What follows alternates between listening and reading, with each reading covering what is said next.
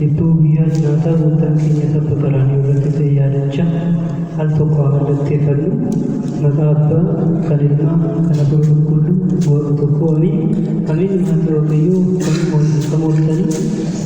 kayu lebih sana kami kalau tahu kayu jenisnya kata berarti perlu buat kayu takin nanti kalau lagi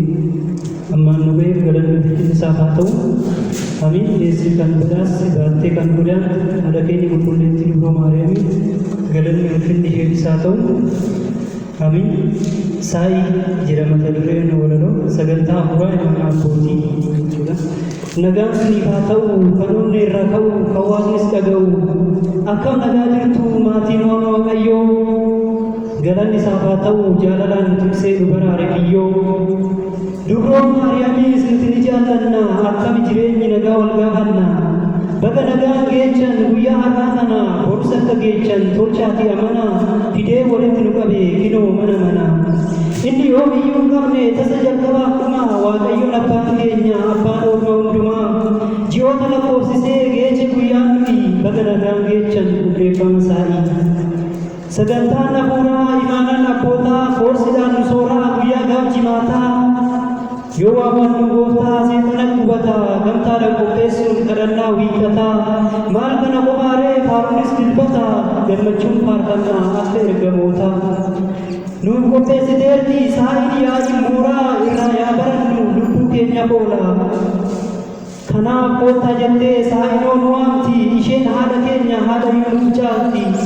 nan jedan ya ishe kana holte olma gara ke sondubne bagetan argama silaona galma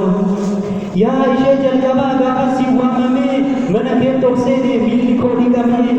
ya ishe persistum jandi sarahada Yesus Kristus tahu wanda duga ya ishe sorenti kabenya apura jireni mana ke anase surra ya ishe kapsur persistum kapsurra kulluta anase slate tha lupu ko surata ya ishe kajel chitu kara agar sisu duga man ke taera ana farasuga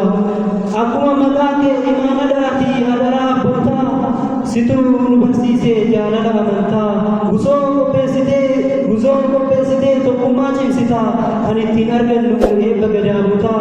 ijollen gemban nu gore sirra hada abbas ka wal jale sajira guya gayana ziomiya dimati arme ke nyasi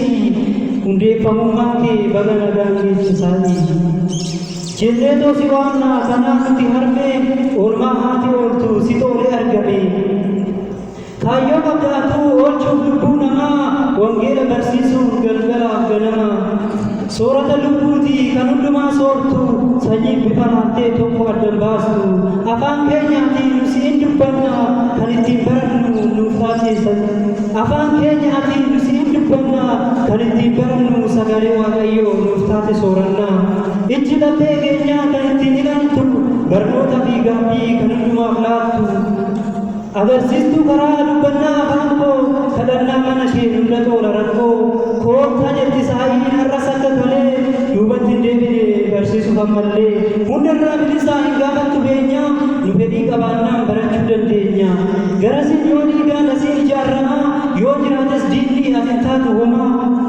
kunoo har'a geechee guyyaa hundeeffamaa saayida maqaan kee kan siif moggaafame ati dhugumatti nuuf taate harmee kunoo har'a anis mucaatiin jedhame dhiphinas qooddataa rakkinas fudhataa uumaa samiif dachee waaqayyoon qabdataa hundaa dabarsitee hundumtuu nafaa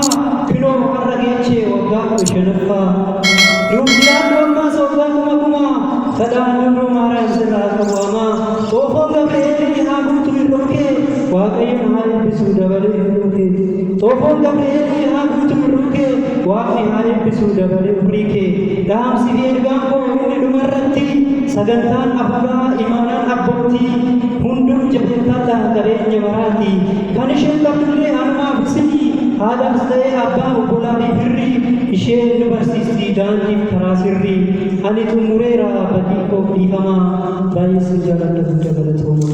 galanni waaqayyoof dhiyeessoo haadha isaa ulfaataa ta'uu isaa amantaa abboota keenya